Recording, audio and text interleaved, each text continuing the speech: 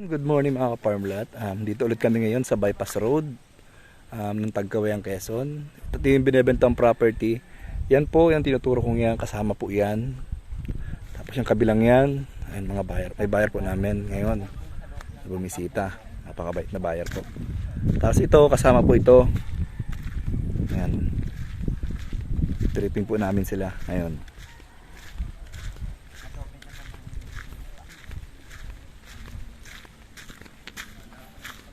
As of now, hindi pa siya nabubutasan pa lang, pero sa mga susunod na siguro ngayong taon o next year, cemented na po ito dahil ito po yung daan papuntang Ginyangan, Quezon. Yung nasa likuran ko naman po, papunta po yung palabas po ng Tagkawayan, Quezon na National Road. Tapos diretso rin po yan, may tagos po ito papuntang Daet, Kamsur. Yan, napakaganda na po yung daan. Yan.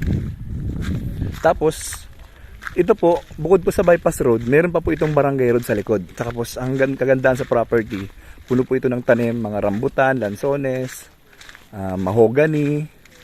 Marami pong other fruit of bearings po dito mga farmlat. Yan, kasama rin po yan, tinuturo doon. Yan, turo siya. Si Sir JR. Siya po yung locator natin.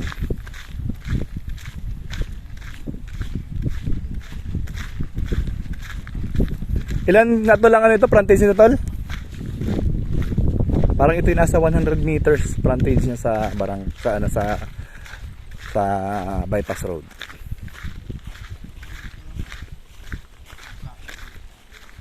Yan.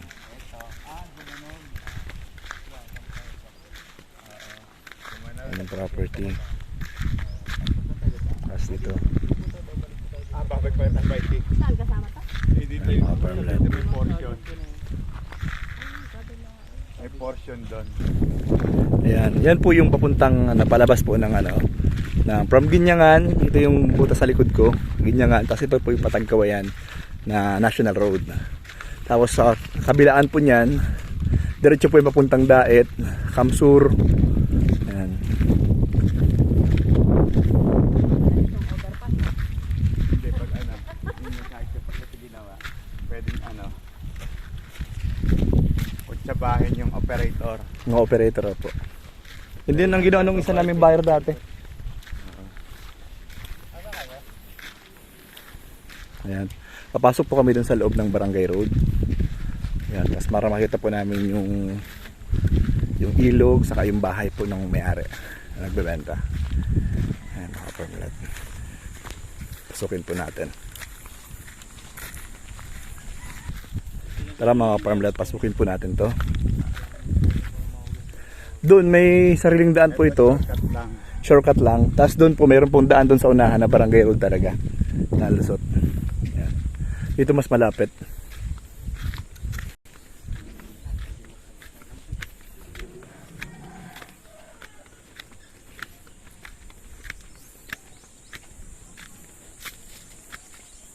Oo nga. Kasi dito, pantay nga naman. Dito po pantay dito.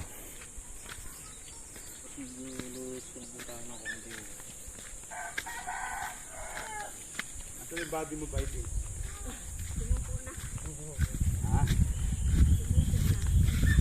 Ayan mga farmland. Ito po yung Barangay Road. Nasakop po ng property. Na dadaanan po. Na dumaan din sa property. Ayan. Parang makabot namin. Ito. Yan po yung boundary niya sa tabing Barangay Road. Is puro mahogany. Ito sakop po ito. Ay, hindi pa ito. Ilang mga ganito.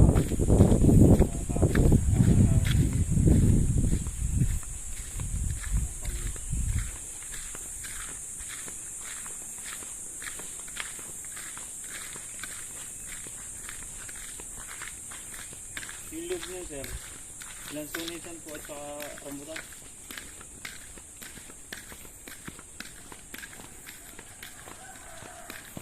Ayan, nasa likod po natin yung buyer.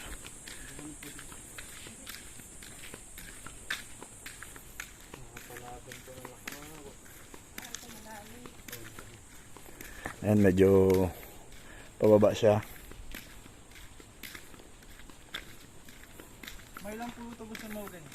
Medyo ko konti. Ayan, nasa 16 puno ng mahogany.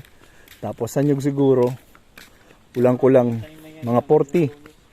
Tapos ang kagandahan dito, marami siyang tanim na Pero may mga puno mahogany, ay na rambutan sa kalansones, mga fruit bearings.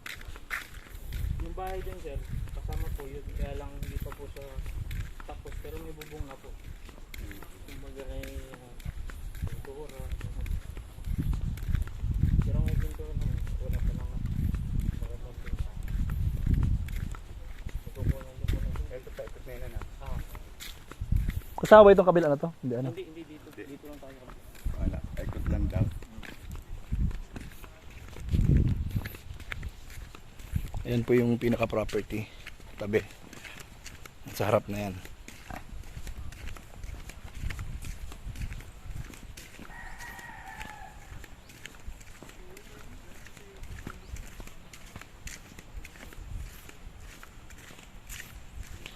Ito yung barangay road.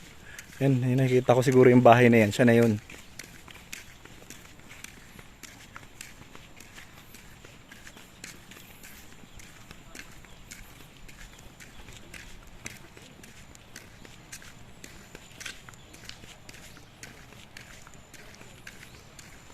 Ito, okay pa to.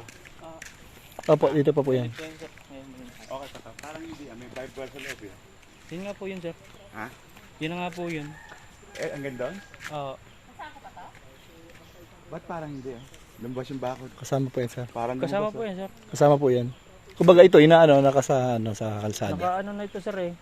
Kumbaga inano to nung barangay road.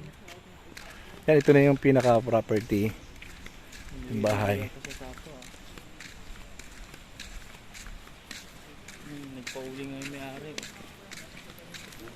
Yan, may sariling uling pa. Nagpauling na siya. Tapos ito mga produkto ng ano, ng lupa niya. Bakit may libre ng uling? Yan, pasok tayo mga farm lot. Napakagandang investment ito. Pero tingnan natin. Sabi. Yan, pasukin natin yung loob.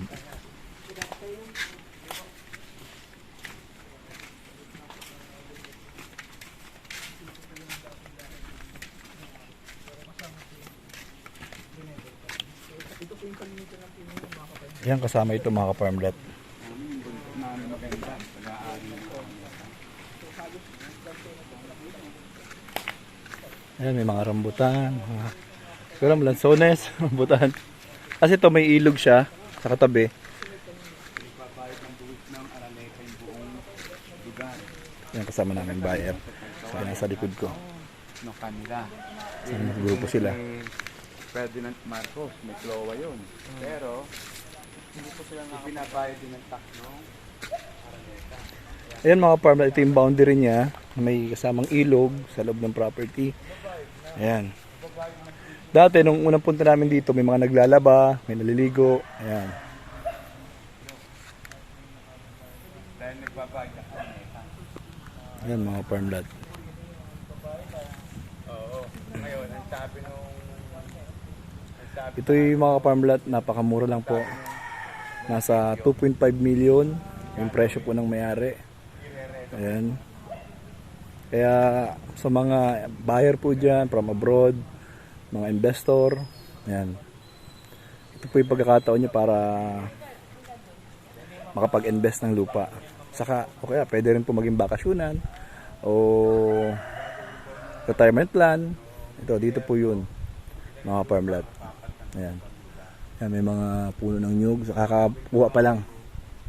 Yan. Ang kagandahan nito, tabing barangay road, tabing bypass road, kabilaan.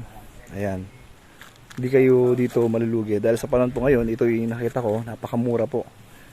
Lalo na pati pwede siya maging investment dahil tabing bypass road, pwede kayong mag ng negosyo, kunting develop lang, mga farm lot. Ayan, may mga puno pa silang pinutol. Ulingin. Meron din ang puno. Ayan. Lang, konti. Aston, may mga parang kalamansi yan o rambutan. Hanggang dyan pa po yan. Oo. Marami po yan. ma-appreciate masyado yung lupa dahil medyo masukal. Pero Pero hindi siya di siya ganun kasukal, ma'am, dahil nakakita niyo siyang masukal. Tingnan, dahil marami pong puno. Ay, yung puno po napapakinabangan naman po eh.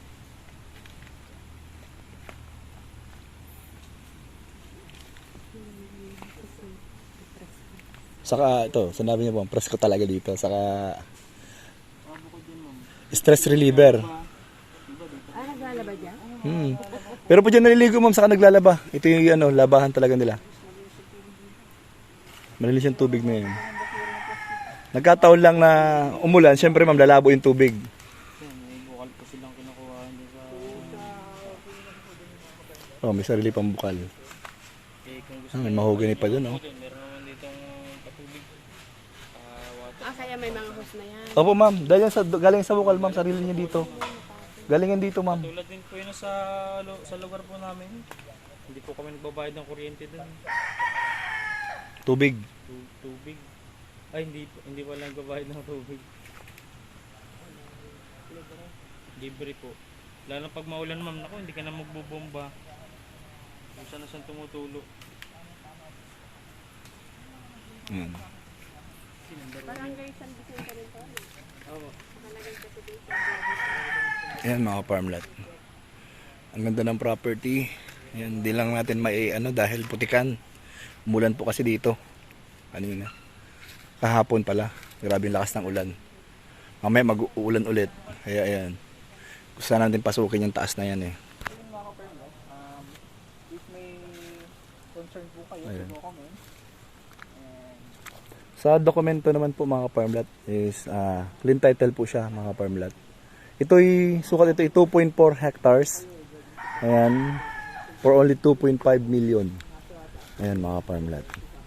All in na po ito lahat. Kasama na po yung bahay na yan. Nakikita yung bahay na yan. All in na po yan mga farmland. Ayan mga farmland. Ayan mga farmland. Kung bago pa lang sa YouTube channel ko, please subscribe. Murang Farmland by Biyaherong Gala. Saka ito po, please subscribe din po. Murang Farmland din po siya. Si Sir Delmark. Yan po pinakabatang agent na kasama namin na vlogger. Ayan. Saan si Sir JR. Kasama po namin locator. Ayan. Ayan po mga Farmland. Hanggang dito na lang po tayo.